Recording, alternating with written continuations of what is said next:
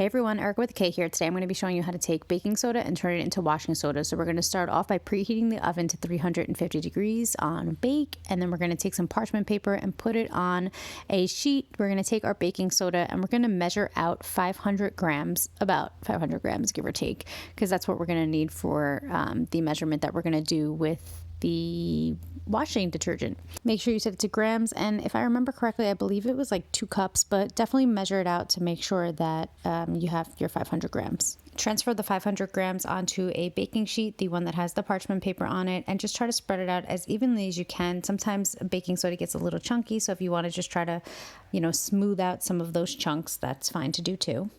I spread it out with my hands, but you do you, however you want to do that, go right ahead. You just want to make sure that it's pretty much even, and then you're going to put it in the preheated oven, and you're going to put it in there for a half an hour, and this is going to turn your baking soda into washing soda. Some people did say that if the air hits it, then it turns it back into baking soda.